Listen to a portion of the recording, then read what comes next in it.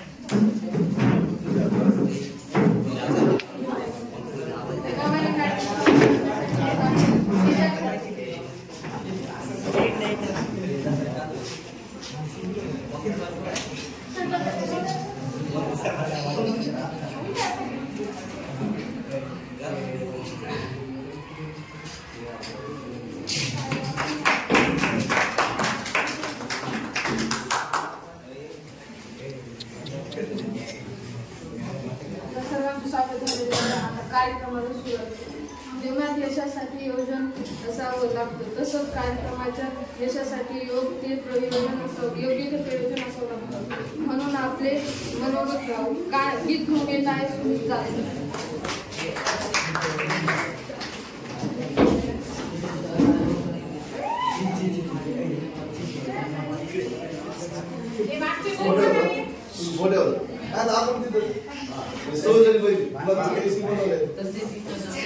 माझे सर्व वर्ग त्यांना माझा सगळे नमस्कार. तर मी तुमच्या समोर एक छोटंसं गीत सादर करणार आहे.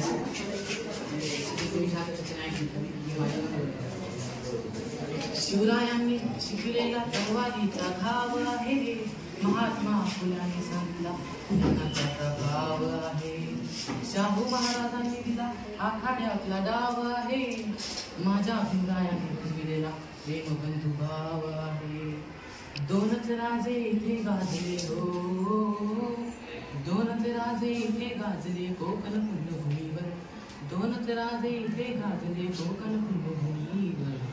एक त्या रायगडावर एक चौदार तळ्यावर, एक त्या रायगडावर एक चौदार तळ्यावर, रायगडावर शिवरायांचा राज्याभिषेक झाला, रायगडावर शिवरायांचा राज्याभिषेक झाला, रयतेने रयतेचा राजा महाडी घोषित केला, रयतेने रयतेचा राजा महाडी घोषित केला.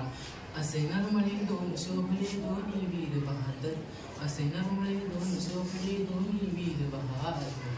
एक त्या रायगडावर एक चौदार तळ्यावर, एक त्या रायगडावर एक चौदार तळ्यावर. शिवरायांच्या हातामध्ये तलवार भवानी होती, शिवरायांच्या हातामध्ये तलवार भवानी होती, त्याच भवानी परी भीमाच्या हाती लेखणी होती, त्याच भवानी परी भीमाच्या हाती लेखणी होती. विनादले दोघांची नावे कोकणातले डोंगर, विनादले दोघांची नावे कोकणातले डोंगर. एक त्या रायगडावर एक चौदार तळ्यावर, एक त्या रायगडावर एक चौदार तळ्यावर. शिवरायांनी रयतेचा जो न्याय निवाडा केला, शिवरायांनी रयतेचा जो न्याय निवाडा केला, तोच निवाडा भीमरायांच्या घटनेमध्ये आला, तोच निवाडा भीमरायांच्या घटनेमध्ये आला. प्रतापसिंह परंपरेला दोन्ही मारत ठोकर, प्रतापसिंह परंपरेला दोन्ही मारत ठोकर.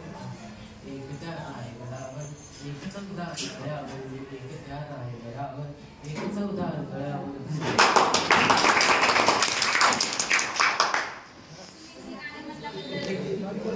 परत एकदा स्वागत करू. खूप छान आवाज आहे. नवीन वर्षाची सोनेरी पहाट मना मनात आलेले ढग दाट, चालावी तुम्ही आयुष्याची सुंदर वाट, म्हणून आपले मनोगत घेऊन येत आहे धडधड.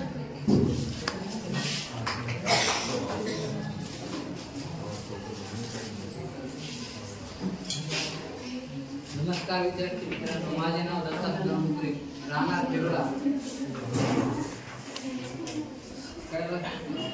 नकाशे माध्यमिक विद्यालय उच्च माध्यमिक 12वी निरोप समारंभ. मी माझे मनोगत व्यक्त करणार आहे. आयुष्याच्या वाटेवर चालताना अनेक सोबती भेटतात, आयुष्याच्या वाटेवर चालताना अनेक सोबती भेटतात. काही दीर्घकाळासाठी असतात तर काही अल्पकाळासाठी असतात, काही दीर्घकाळासाठी असतात तर काही अल्पकाळासाठी असतात. परंतु जे अंतःकरणापासून जोडले जातात ते कायमस्वरूपी आपल्या हृदयात घर करतात. असे आमचे गुरुजन वर्ग व आम्हाला लाभलेले सर्व विद्यार्थी सदैव ऋणात, गुरुजन वर्ग व लाभलेले त्यांच्या आम्ही सर्व विद्यार्थी सदैव ऋणात राहू. जर तुझ्याकडे 2 रुपये असतील तर 1 रुपयाची रोटी घ्या आणि 1 रुपयाचे पुस्तक घ्या. रोटी तुम्हाला जगण्यास मदत करेल तर पुस्तक तुम्हाला जगावे कसे ते शिकवेल, असे आम्हाला इथल्या गुरुंनी सांगितले आहे. जेव्हा आयुष्य हसवेल तेव्हा समजा चांगल्या कर्माचे फळ आहे, आणि जेव्हा आयुष्य रडवेल तेव्हा समजा चांगले कर्म करण्याची वेळ आली आहे. सहवास सुटला तरी सोबत काही सुटत नसते, सहवास सुटला तरी सोबत काही सुटत नसते, निरोप दिला तरी नाते काही तुटत नसते. हे धागे असतात हृदयाशी जुळलेले, म्हणून माणूस दूर गेला तरी प्रेम काही संपत नसते, प्रेम काही संपत नसते. आजच्या कार्यक्रमाचे अध्यक्ष, आजच्या कार्यक्रमाला मार्गदर्शक म्हणून लाभलेले प्रमुख पाहुणे सन्माननीय नाथ भजन सर व कंपडवा सर, 2 वर्षापासून आम्हाला अवघड वाटणारे विषय सोपे करून सांगणारे सर्व शिक्षक वर्ग, शिकवणारे व आमचे प्रसिद्ध वाढवावे याची आमच्यापेक्षा जास्त काळजी घेणारे व मार्गदर्शन करणारे माझे आदरणीय शिक्षक वर्ग, इथे जमलेल्या विद्यार्थी मित्र मैत्रिणींनो, आज काय बोलावे हा खरा माझ्यापुढे प्रश्न आहे. 10वी झाली, मनात प्रचंड उत्साह होता. आता कॉलेजला जायचं, मस्त धमाल करायची, मित्रमैत्रिणी बरोबर मनसोक्त हुंदडायचं, असे कितीतरी स्वप्न घेऊन मी आणि माझ्यासाठी कितीतरी माझे मित्र आम्ही कॉलेजमध्ये आलो. एक वेगळीच कॉलेजमध्ये आलो, एक वेगळीच धुंदी होती. पण इथे अविस्मरणीय आहे. ही दोन वर्ष आपल्या जीवनातील कितीही महत्वाचे आहेत हे इथल्या सन्माननीय शिक्षकांनी समजावून वास्तवाचं भान दिलं. प्रत्येक क्षणाचं नियोजन कसं याचा एक प्लॅन दिला. जीवनात बदलून गेलं. कॉलेज म्हणजे गप्पा, गाणी, मोज मस्ती हे मनातून जाऊन हे 2 वर्ष जर व्यवस्थित प्लॅन केलं तर काय होऊ शकतं याचं चित्र इथल्या शिक्षकांनी डोळ्यापुढे उभं केलं. म्हणून पेटून उठून विद्यार्थी अभ्यासाला लागले. त्यामुळे आम्हाला उभारी देणाऱ्या त्या सर्व शिक्षकांचे खूप आभार. आपल्या विनंती करेन की कृपया त्यांच्यासाठी एकदा जोरदार टाळ्या होऊन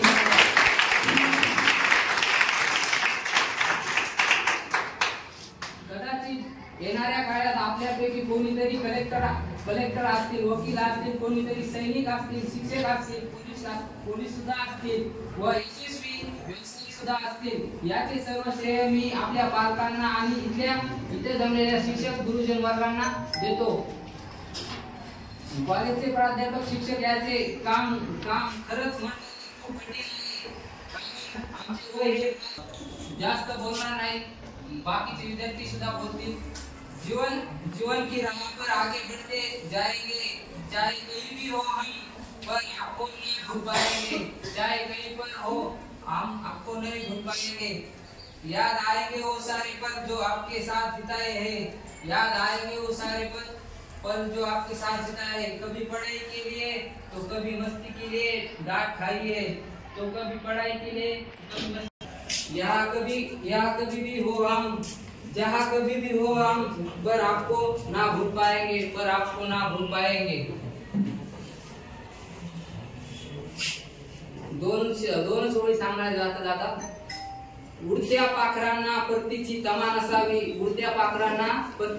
असावी, नजरेत नेहमी नवी दिशा असावी, धन्यवाद.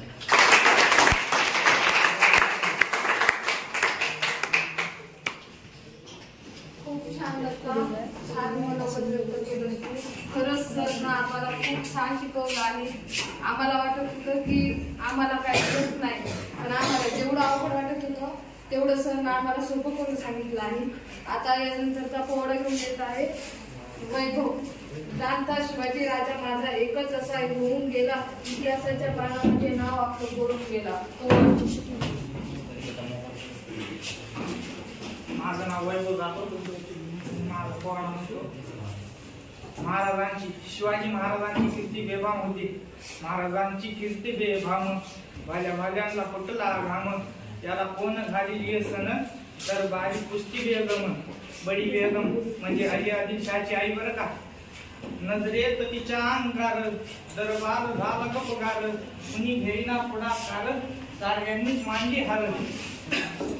तेवढ्यात अचानक एक सरदार उठला, वरला हमला आहे शिवाजी को. नावाची एक खान जिता जागता जणू सैतान.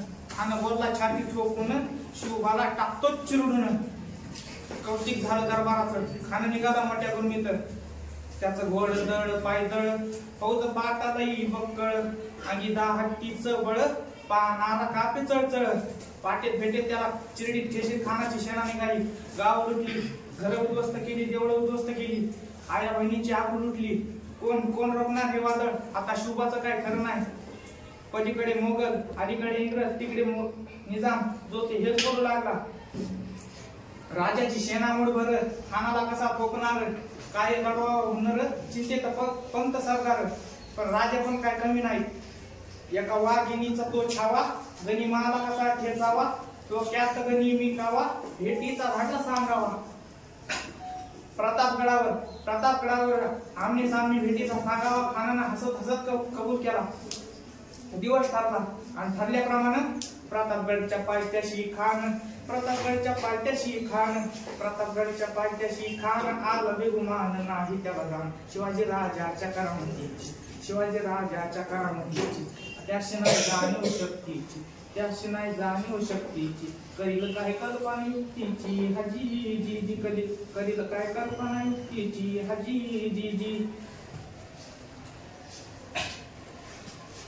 महाराजांनी खानाच्या भेटीसाठी महाराजांनी एक शानदार शामियाना उभारला होता. भेटीसाठी छान उभारीला नक्षीदार शामियान्याला आणि अशा या शामियान्यात खान डुलत आला. सय्यद बंडा त्याच्या संगतीला शिवबाच्या संगती महाला. राजाला पाहून खान म्हणतो कसा, आओ शिवाजी आओ, हमारे गली लग जाओ. खाना हाक मारी तो हसली रोकून नजारा जी. खानानं राजाला आलिंग दिलं आणि दगा केला. खान दहा विमान महान्याला कट्यारीचा वार त्यानं केला. थर आवाज झाला. खानाचा वार पोळा गेला. खान यारबाडला. तेवढ्यात महाराजांनी पोटामध्ये बिचोड केला. वाघनाक्याचा मारा केला. तरा फाडलं पोटाला. या स्वतः भारी खाना. धन्यवाद.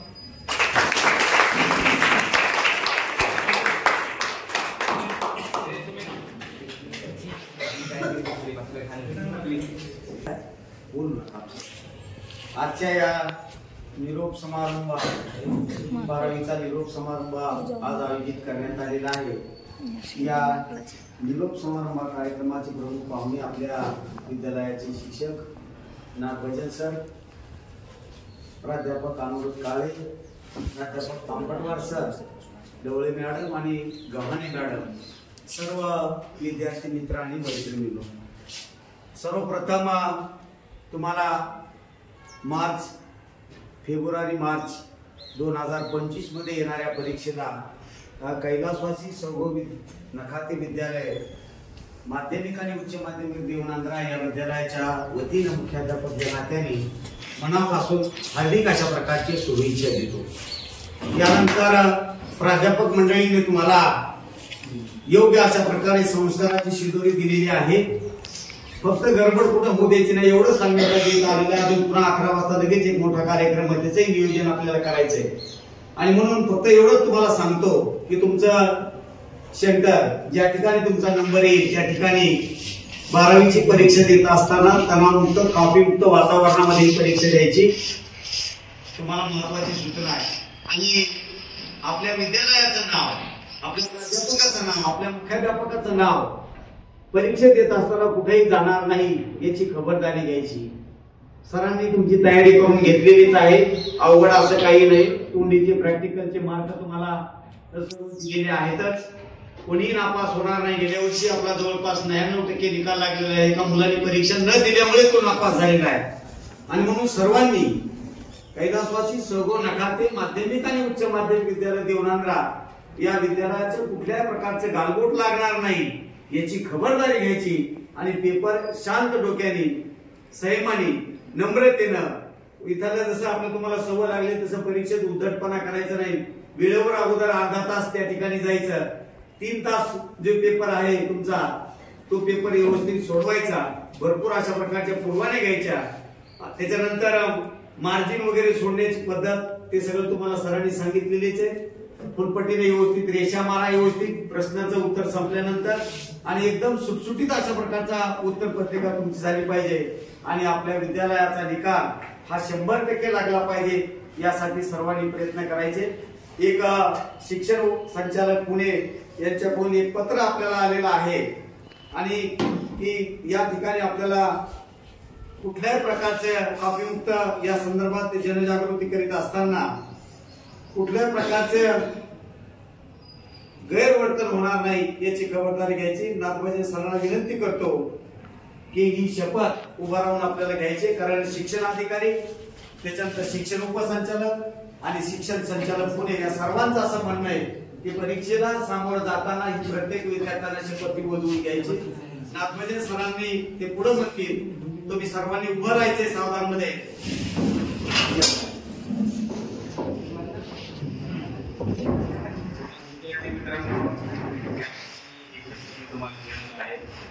तर मी जे वाक्य म्हणेल तेच वाक्य तुम्हाला माझ्या पाठीमागे म्हणायचंय. मी शपथ घेतो की मी फेब्रुवारी-मार्च 2025च्या 12वीच्या परीक्षेस परिपूर्ण अभ्यास करून सामोरे जाईल. मी उत्तीर्ण होण्यासाठी परीक्षेत कोणत्याही प्रकारचा गैरमार्गाचा अवलंब करणार नाही किंवा परीक्षेपूर्वी गैरमार्गाचा विचारही करणार नाही. जर कोणी गैरमार्गाचा विचार करत असेल तर त्यास परावर्त करेल. परीक्षेला सामोरे जाताना मंडळ सूचनाचे व नियमांचे काटेकोर पालन करेन. मी सातत्याने अभ्यास करेन. प्रश्नपत्रिका सोडवण्याचा प्रयत्न करेन.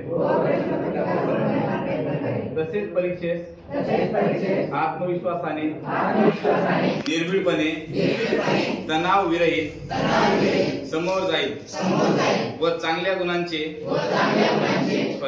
गुणांनी उत्तीर्ण होऊन माझ्या शाळेचे माझ्या आई वडिलांचे व गुरुजनांचे नाव उज्ज्वल करेन. जय हिंद, जय महाराष्ट्र.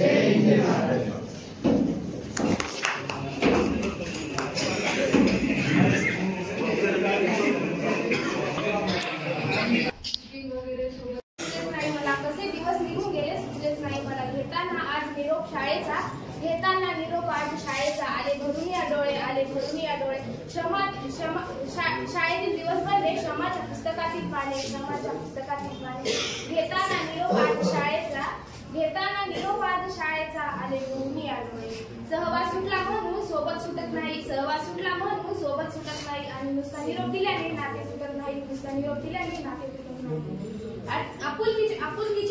आपुलकीचे नाते सदा काळजात ठासून असावे. आपुलकीचे नाते काळजात सदा ठासून असावे. आठवणीचे मोरपीस हृदयात साठून असावे. आठवणीचे मोरपीस हृदयात साठून असावे. सन्मान्य व्यासपीठ आणि शिक्षक आणि गुरुजन वर्ग. निरोप समारंभाच्या कार्यक्रमासाठी जमलेले माझे मित्र आणि मैत्रिणी आज आपला हा कॉलेजचा शेवटचा दिवस. खरं तर मित्रांनो आज तुमच्या समोर काय बोलावे हे मला सुचनासे झाले आहे. मित्रांनो माझ्या मनात अनेक भावनांचे वादळ गोंगावत आहे. शैक्षणिक काळ पूर्ण करण्याचा आनंद आहे. कॉलेजच्या जीवनासाठीचे काही स्वप्न आहेत पण सोबतच सारं लवकरच सोडून जाण्याचे प्रचंड दुःख मला होत आहे. मित्रांनो काही वर्षापूर्वी माझ्या या शाळेत आगमन झाले. कुंभार ज्याप्रमाणे मातीच्या गोळ्याला आकार देऊन सुंदर मडकी घडवतो, त्याचप्रमाणे येथील प्रत्येक शिक्षकांनी आम्हाला घडवले. त्यांनी आमच्यावर उत्तम संस्कार केले. तसेच आमच्या जीवनाला सुरेख आकार दिला.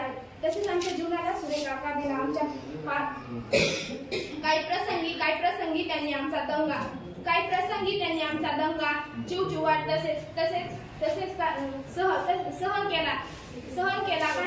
काही चुकल्यावर त्यांनी आम्हाला शिस्त लावली. आमची शाळा ही पवित्र ज्ञानाचे मंदिर आहे. या मंदिरात आम्ही आमचे छंद जोपासले आहे. सर्व समधर्म भाव, राष्ट्रभक्ती, सहकार्य आदर भाव, बंधुभाव, एकात्मता इत्यादी गोष्टी इथं जपतो. निरोपाचा क्षण जणू हळव्या त्या फुलाचा. आठवणीची गर्दी जणू क्षण हा विरहाचा. या शाळेत आम्हाला खूप काही शिकलो.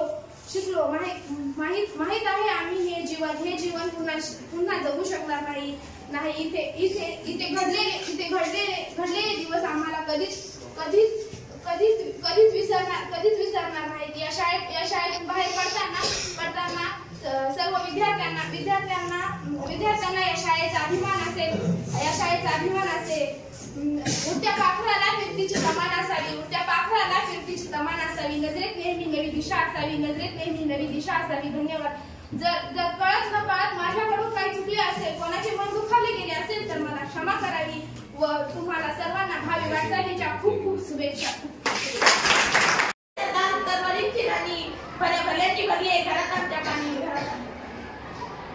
पडली होती औरंगजेबाच्या हृदयावर छाप. कारण जन्माला आला होता मुघलांचा बाप. 300 वर्षापासून दूर पडलेल्या स्वप्नांना हिंदवी स्वराज्याची घास लागली होती. बाळ पोटात असताना प्रत्येक स्त्रियांची अशी इच्छा असते की आपण आराम करावा, पण तिला उत्तर काहीच नव्हतं. त्यांना तलवारबाजी करावी, कारण त्यांना वाटायचा आपला होणारा पुत्र हा स्वराज्याची नवीन पहाट घेऊन येणार आहे. आणि ती सोनेरी पहाट झाली. पुत्र सह्याद्रीला झाला, पुत्र महाराष्ट्राला झाला, पुत्र भारतवर्षाला झाला. मुघला न तुमचा काय जन्माला आला, तुमच्या मनातल्या विचारांचा चिरफाड करण्याकरिता कृष्ण जन्माला आला. आपल्या कैलासवासी सर्व नकाते उच्च माध्यमिक विद्यालय ज्युनियर कॉलेज या ठिकाणी होत असलेल्या 12वीच्या विद्यार्थ्यांचा निरोप समारंभासाठी मंचावर उपस्थित असलेले हे यापूर्वीच आपले अध्यक्ष समोर करून गेले. कारण आज आपल्या विद्यालयामध्ये दुसराही कार्यक्रम आहे. ते आपल्या कॉलेजचे प्राचार्य भाऊसाहेब भोगे सर, मंचावर उपस्थित असलेले सर्व माझे मार्गदर्शक प्राध्यापक अनुराध काळे सर, प्राध्यापक Pampatwar sir, Bhise sir, Gaikwad sir, प्राध्यापक ढवळे मॅडम, गव्हाणी मॅडम, या ठिकाणी सर्वप्रथम क्रांतिज्योती सावित्रीबाई फुले यांना वंदन करतो. आणि आता खर तर तुम्हाला बराच वेळ झालेला आहे. आपण 9 वाजता कार्यक्रम सुरू केलेला आहे आणि याची जाणीव आहे मला. कदाचित माझ्यानंतर भिसे सर बोलणार आहेत, याची जाणीव तुम्हाला आहे. त्यामुळे मी कमीत कमी वेळेमध्ये बोलणं गरजेचं आहे म्हणून बोलायला. एक फार सर्वांनी ऐकलेलं आहे, देणाऱ्याने देत जावे, घेणाऱ्याने घेत जावे. घेणाऱ्याने घेता घेता देणाऱ्याचे हात घ्यावे. मीही याच वर्गात बसलेलो आहे, याच वर्गात शिकलेलो आहे आणि देणारे हे सगळे जण. आणि म्हणून जसं मॅडमनी सांगितलं की त्या पण या शाळेचे विद्यार्थी आहेत, मी सुद्धा या शाळेचा विद्यार्थी आहे आणि सगळ्यांनीच मला शिकवलेलं आहे. आणि पण आज असं असताना सुद्धा मला संधी भेटली तुम्हाला काहीतरी बोलण्याची. हे खरं तर खूप चांगली गोष्ट आहे माझ्यासाठी. विद्यार्थी मित्रांनो, आज 12वीच्या विद्यार्थ्यांचा निरोप समारंभ आहे. आपल्याला निरोप घ्यायचा आहे, तुम्हाला निरोप घ्यायचा आहे, या शाळेचा निरोप घ्यायचा आहे, या गुरुजनांचा निरोप घ्यायचा आहे, तुम्हाला एकमेकांचा निरोप घ्यायचा आहे. खरं तर ओळख आणि निरोप हे एकमेकांच्या परस्पर विरोधी शब्द असलेले. ओळख होण्यासाठी आपल्याला एकत्र यावं लागतं. 2 वर्षापूर्वी काय झालं असेल की तुम्ही या विद्यालयात आला असाल, किती विद्यार्थी याच विद्यालयातले होते 10वीचे, किती विद्यार्थी बाहेरून आले आमच्या विद्यालयात. म्हणजे यांची ओळख नव्हती आम्हाला, तुम्हाला सुद्धा यांची ओळख नव्हती. पण ओळख झाली, तुम्ही ऍडमिशन घेतलं 2 वर्षाखाली, तुम्ही या विद्यालयात आला, ही वास्तू नवीन वाटत असेल, कुठे नेमकं बसायचंय, आपला वर्ग कुठं आहे, आपल्याला शिकवणारे सर कसे. पापडवार सरांकडे पाहिलं की त्याचा स्वभाव कडक वाटतो. मला वाटतं तसं, आजही वाटतो, सगळ्यांना वाटतो. तसं तुम्हाला पहिल्या दिवशी वाटलं असेल की नेमकं ढवळे मॅडम आल्या, मला वाटतं ह्याच बॅचला आल्या होत्या मॅडम पहिल्यांदा, आणि मग आल्यानंतर आता या मॅमचा स्वभाव कसा असेल, नेमकं काय बोलतील, रागवतील का काय, एकमेकांच्या चेहऱ्याकडे पाहिल्यानंतर तुम्हालाही असं वाटलं असेल की याच्यासोबत मैत्री करावी का नाही करावी, किंवा या मुलीला नोट्स मागाव्यात का नाही मागाव्यात, वही मागावी का नाही मागावी, का झाली, मागितल्यानंतर काय रिएक्शन होईल, आपल्याला मारणार तर नाही. म्हणजे नवीन ज्यावेळेला येतो त्यावेळेला चेहरा पाहिल्यानंतर ओळख ही होण्यासाठी फार काळ जावा लागतो. महिन्यात 1.5 महिन्यानंतर तुम्ही एकमेकांचे घट्ट मित्र झाला असाल. मला हे सांगायचंय की ओळख होण्यासाठी एकत्र येणं गरजेचं असतं, परंतु ओळख तुटण्यासाठी दुरावा झालाच म्हणजे ओळख तुटते असं नाही. तुम्ही आता कुठे शिकायला जाल, ज्यावेळेला हे कॉलेज सोडाल, त्या कॉलेज सोडल्यानंतर अलग अलग ठिकाणी तुम्ही मार्ग निवडाल. काही सिनियर कॉलेजला जातील, काही BA घेतील, काही आपला बिझनेस करतील, काही विद्यार्थी पोलीस भरती तयारी करतील, मुलं दुसरी पोलीस भरती तयारी करतील. अशा वेळेला लांब गेल्यानंतर सुद्धा तुमची ओळख मिळणार नाही. तुमच्या मनात राहील, यामध्ये तुमचं स्थान एकमेकाचं तितकंच राहील, गुरुजनांचं स्थान तितकंच राहील. रस्त्यामध्ये कधीतरी भेट होईल आणि तुम्हाला असं वाटेल की हे आपले सर होते. तुम्ही हात द्याल, आवाज द्याल की सर, या विद्यार्थी. आता सरांनी एवढे विद्यार्थ्यांना शिकवलं असेल की कदाचित ज्या वेळेला तुम्ही पुढे जाता त्यावेळेला तुम्ही सरांना ओळखणार, मात्र सर तुम्हाला ओळखणार नाही. असं होतं बऱ्याचदा की कुठल्या तरी आपण ज्या वेळेला जातो आणि त्यावेळेला अडचण येते. आता मी 2012 पासून ज्युनियर कॉलेजला शिकवत होतो, आता आपल्या शाळेला 16 पासून आहे. एकदा असं झालं की मी कॉल गेलो मॅडम, आणि गेल्यानंतर त्या कार्यक्रमामध्ये कार्यक्रम 10 वाजता संपला, अनुभव साठे जयंती होती, आणि 10 वाजता तिथून त्यांनी आम्हाला जेवायला बाहेर घेऊन गेले. तर आम्हाला असं वाटलं की आता बाहेर घेऊन जातील हॉटेलला वगैरे. त्यांनी एका सरांच्या घरी घेऊन गेले. त्या सरांच्या घरी गेल्यानंतर तिथून त्यांच्या मिसेसनं बिचारीने स्वयंपाक बनवायला सुरुवात केली. ते किचन मधलं सगळं ऐकत होतं. फार कंटाळा आला होता. 11-11 वाजले जेवायला बसल्यानंतर. तर ते जेवायला वाढायला आल्यानंतर सुद्धा त्या सरांच्या मिसेसनं 2-3दा आग्रह केला मला की सर घ्या, सर हे घ्या, ते घ्या, वांग्याची भाजी आहे, असंही तसंही.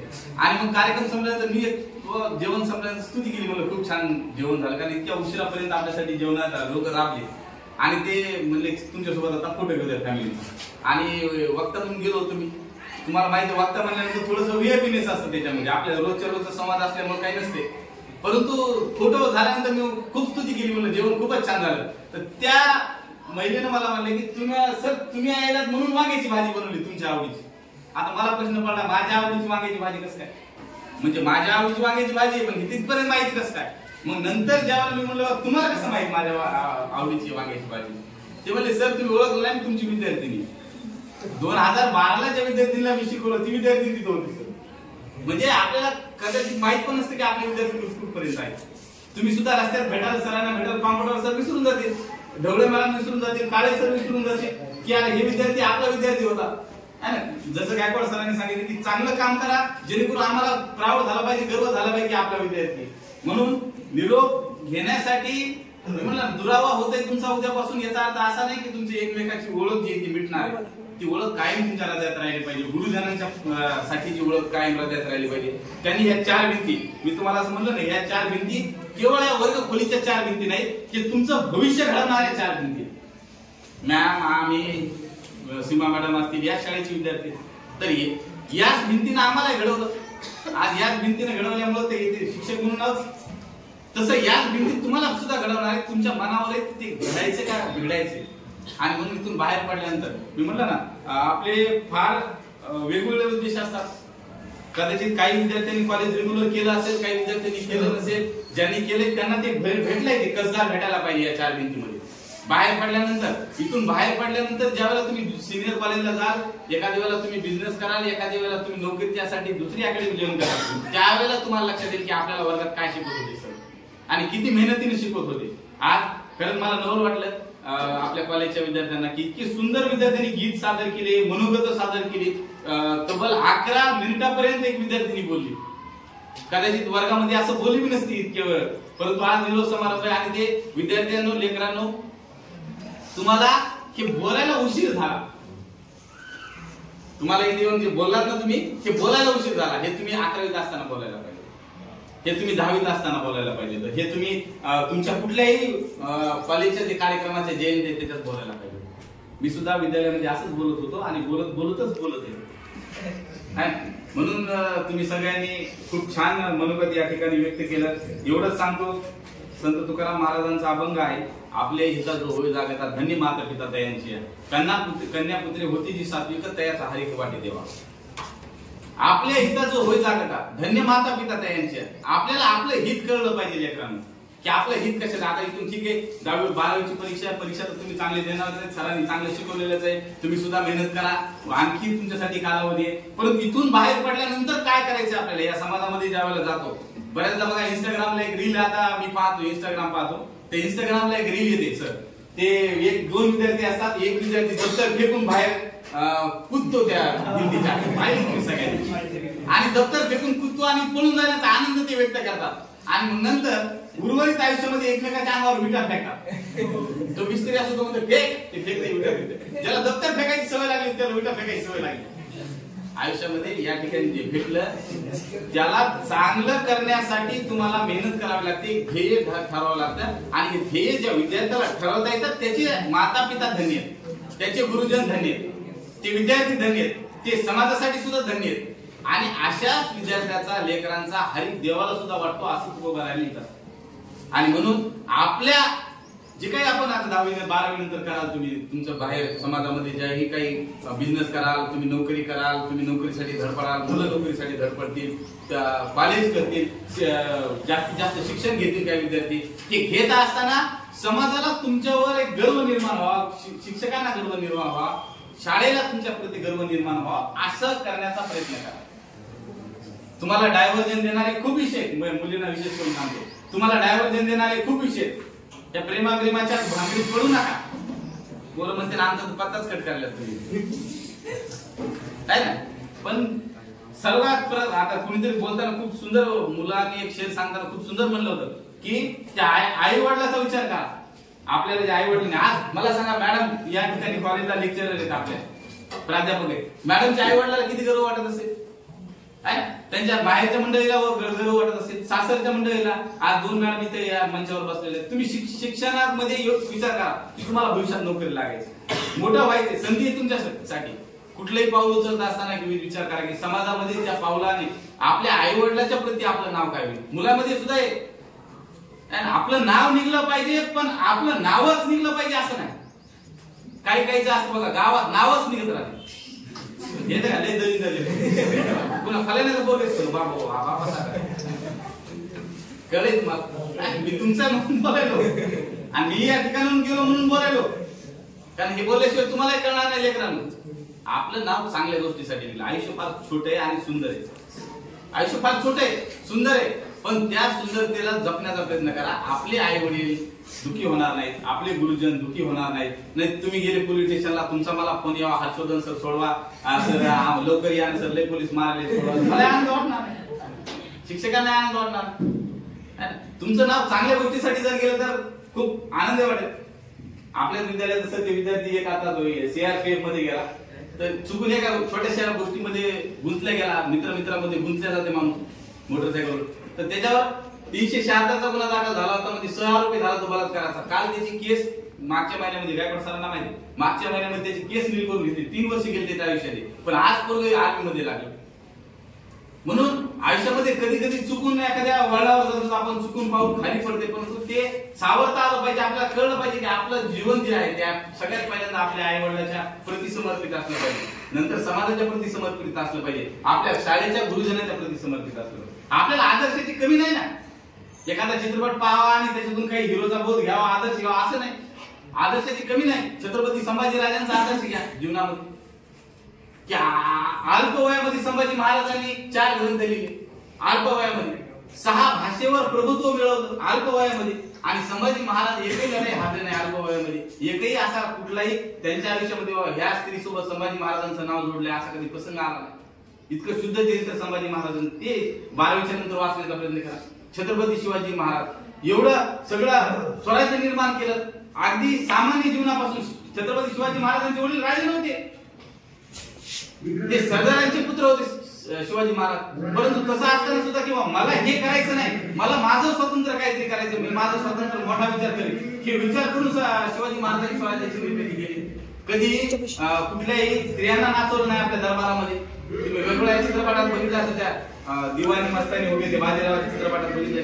पण शिवाजी महाराजांचं एखादं उदाहरण तुम्हाला माहित नाही. डॉक्टर आंबेडकरांचं उदाहरण आयुष्यामध्ये समोर ठेवा की इंग्लंड सारख्या देशामध्ये 3 डिग्री सेल्सिअस तापमान असताना सुद्धा कधी दारू पिले नाही. तिथे दारू पिणे हा रोजचा प्रकार होता. म्हणजे जेवायला बसले की थोडी दारू लागायची कारण उष्णता निर्माण करायची शरीरामध्ये. आणि असं असताना सुद्धा त्यांनी कधी दारूला स्पर्श केला नाही. स्वामी विवेकानंदाचं उदाहरण समोर घ्या की आयुष्य समर्पित केलं, आपलं तारुण्य समर्पित केलं. आणि म्हणून आपल्यासाठी हे हिरो हिरोईनचे उदाहरण घेऊ नका आयुष्यामध्ये की यानं असं केलं त्यानं तसं केलं. आपल्याला हे उदाहरण घ्या आयुष्यामध्ये. आणि पोरांसाठी तर मला एवढं सांगायचं की पोरांनी एक लक्षात घ्या, नोकरीच्या संधी फार कमी आहेत मुलांना. तुम्ही बाहेर जाल का 12वी होईल 12वी पर्यंत घरचे सांभाळतात, 12वी झाल्यानंतर 15वी होईल 15वी पर्यंत घरचे सांभाळतील. आणि मग बाहेर गेल्यानंतर नोकरीच्या फार कमी संधी आहेत. त्यावेळेला तुमचं लक्षात येईल की आपल्या घरचा आधार आपण एकटेच आहोत, आपल्या आई वडिलांचा आधार आपण एकटेच आहोत. आपल्याला करायचंय काय? आणि त्यावेळेला तुमच्या लक्षात येईल की प्रचंड स्पर्धा आहे आणि त्या स्पर्धेला तुम्हाला सामोरं जायचं. आणि त्या स्पर्धेला सामोरं जात असताना तुम्हाला लक्षात येईल की 100 जागेसाठी लाखो विद्यार्थी फॉर्म भरायचे. मग आपण काय करायचं नेमकं? म्हणून पोरांनी 12वी जशीच होईल तसंच आता वेगवेगळ्या भरतीच्या जागा निघतात. ज्याच्याकडे शरीर चांगलं आहे, ज्याच्याकडे मेहनत करायची तयारी आहे, त्यांनी लागलीच त्या अकॅडमी जॉईन करा, त्याच्या स्पर्धा परीक्षेची तयारी करा. आता रेल्वेच्या 42,000 जागा निघणार आहेत 10वी पासवर. ज्या 18 वर्षाची त्याला मर्यादा आहे, लगेच पोरांनी त्याच्या तयारीला लागा. अभ्यासक्रम काय? तुमचाच अभ्यासक्रम आहे, तुमचंच व्याकरण आहे, तुमचंच गणित आहे त्याला. आणि ऑब्जेक्टिव्ह परीक्षा असते, टिक करायची परीक्षा असते, त्याला तयारी करा. 2-3 महिन्यामध्ये जर तुम्ही सिलेक्ट झालात तर चांगली 27-28 हजार रुपयाच्या नोकरीचे तुम्ही मालक बनाल. त्याच्यानंतर करा ना काय करायचं तुम्हाला, ऐशो आराम, मौज मजा, फिरा, कुठं जायचं. मुलींनी सुद्धा याचा विचार करा. आणि म्हणून आयुष्यामध्ये हे करण्याचा प्रयत्न करा. आपल्या आयुष्यामध्ये ध्येयाच्या प्रति समर्पित व्हा. आता तुम्ही फार कमी कालावधी राहिला, पण तुम्हाला एकदा पुढे सांगतो की जसं गायकवाड सर म्हणले की 10वीत असताना 12वीत असताना ते विचार होता की नोकरी कशी करायची, तसं तुम्ही त्याचा विचार करा. एकदा काय होतंय का बेडकाची स्पर्धा लागते, गावात बेडकात असते, काल्पनिक गोष्ट आहे.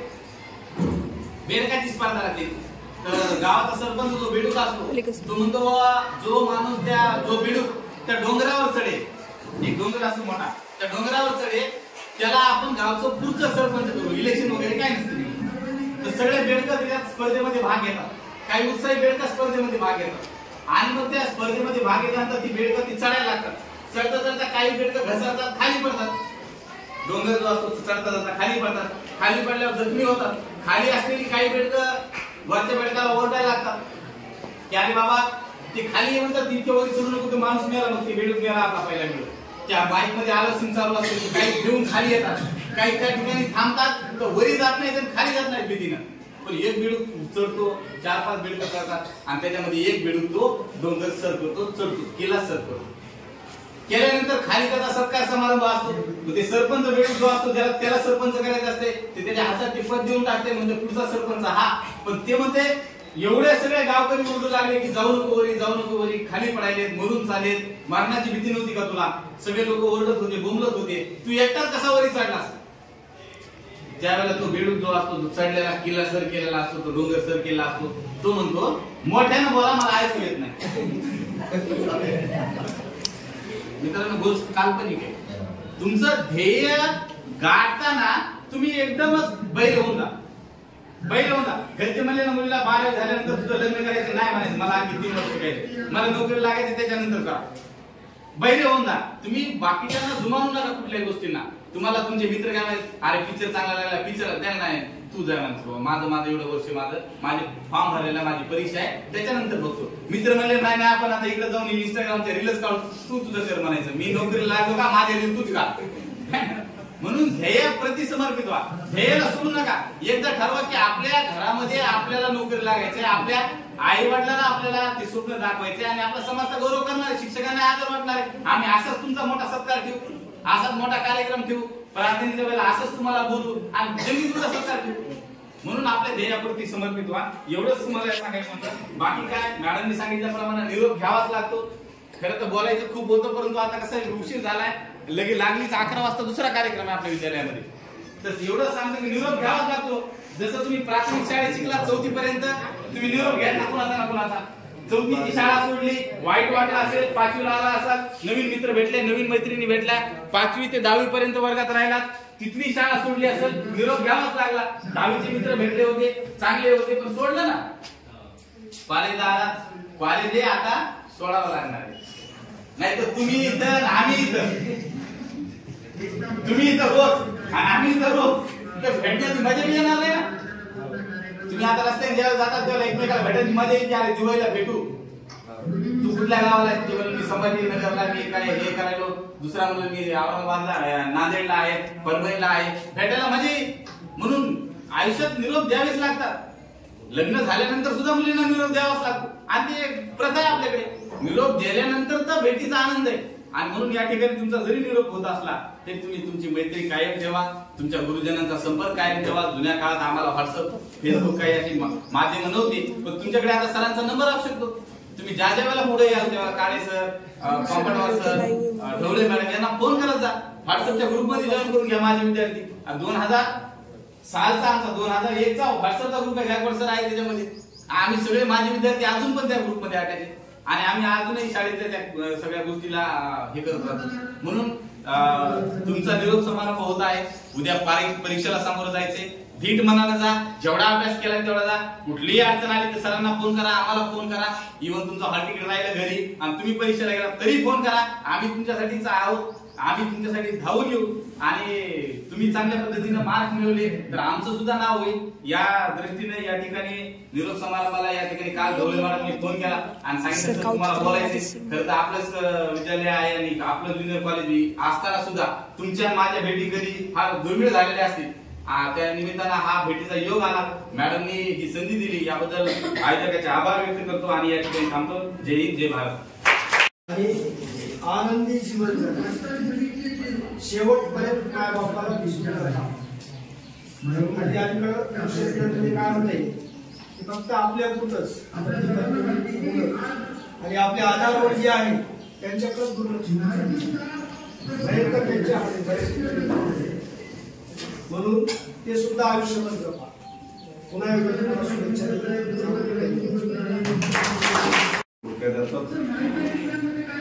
प्रमुख पाहुणे म्हणून या ठिकाणी नागराजन सर या ठिकाणी होते. तसेच तुम्हाला या ठिकाणी शिकवणारे सर्व प्राध्यापक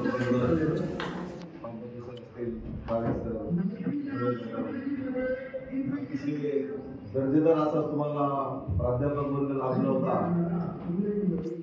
आणि तुम्ही सुद्धा पाहिले नाही की मुलाचा कॉलेजची मुलं असतातच, उन्हाळ्यात पुढे पडकर असतात, पण ते गुंड होऊ नये हे आमची शिक्षकाची खूप जबाबदारी की विद्यार्थी त्याच्या विद्यार्थी जीवनामध्येच गुंड होऊ नये. त्यामुळे ते फार समाजाला होतं. तर असे देखील आम्ही नंतर शिकणाऱ्याशी मुलं पाहिले. पण जेव्हा श्यामला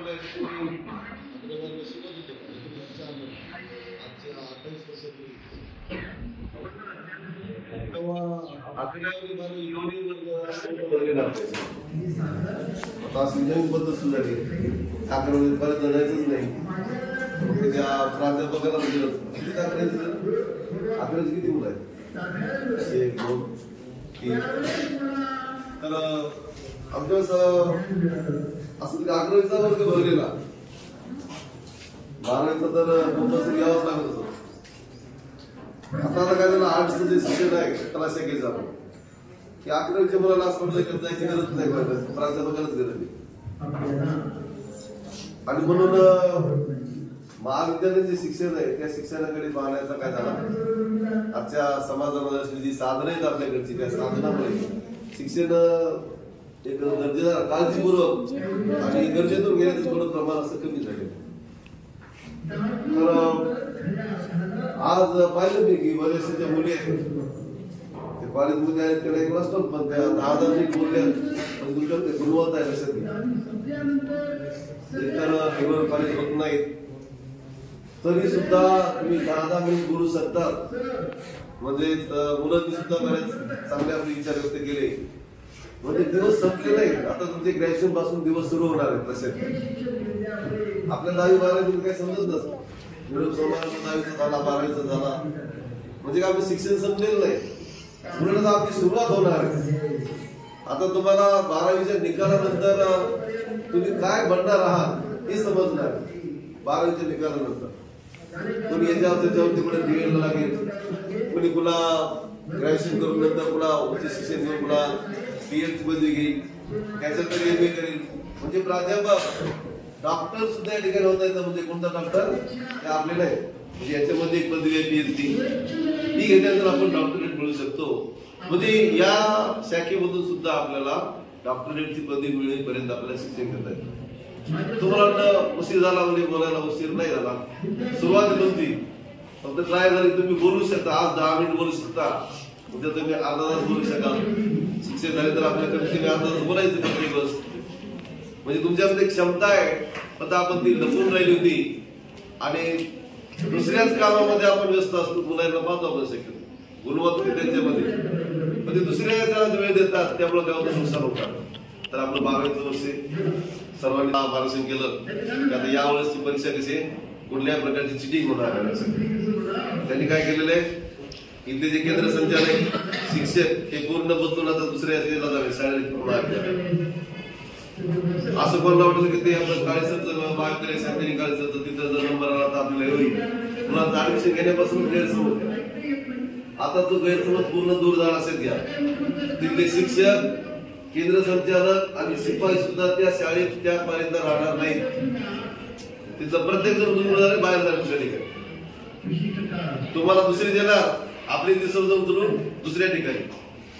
आणि म्हणून चिटिंगचा कुठलाच प्रकार चालणार नाही. ते मनात आणू नका.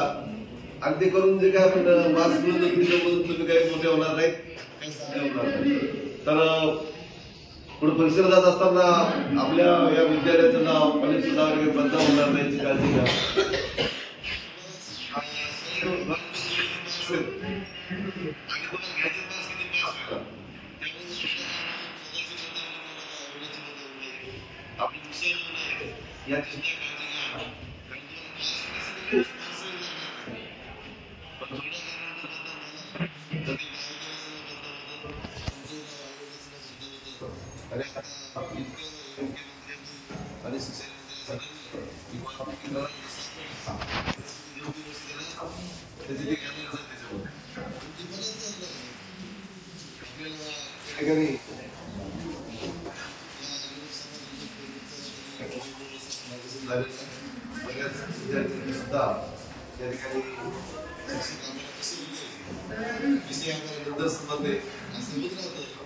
आणखी 12वीच्या नंतर पदवीचं शिक्षण घ्यायचं आहे आणि तिथं आपल्या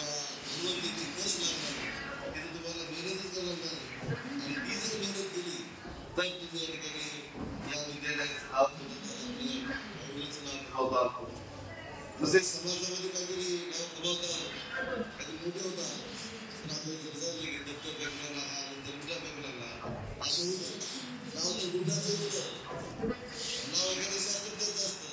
विचारलं असतं गुंडाकडे किंवा देश आपल्या देशाचा सर्वात मोठा आपल्या मुंबईमध्ये सुरू केलेला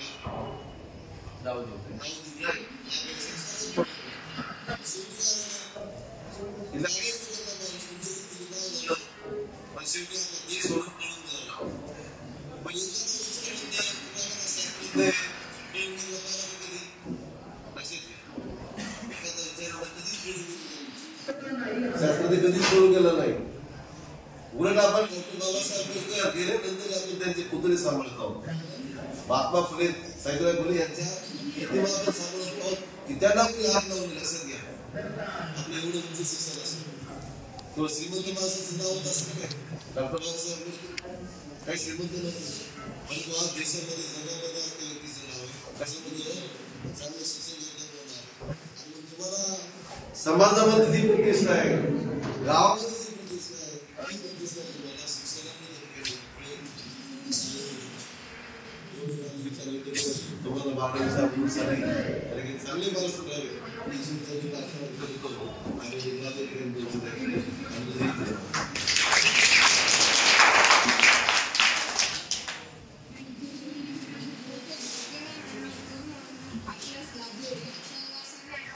आमचे धन्य झाले.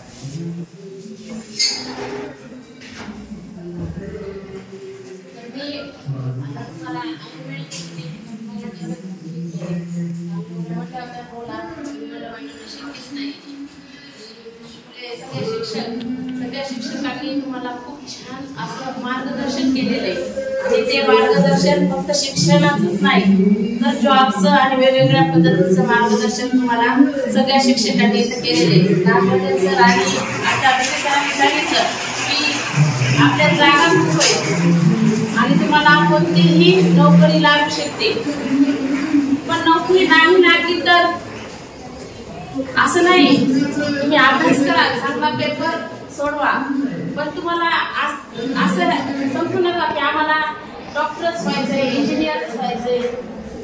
हे जॉब सोडून द्या. हे जर नाही लागला कोणतंही काम करा, पण त्याच्यात तुम्हाला आत्मविश्वास ठाम पाहिजे. असं एक उदाहरण आहे. असे तुमच्यासारखे काही मुलं बसलेले होते आणि हुशार मुलं पुढं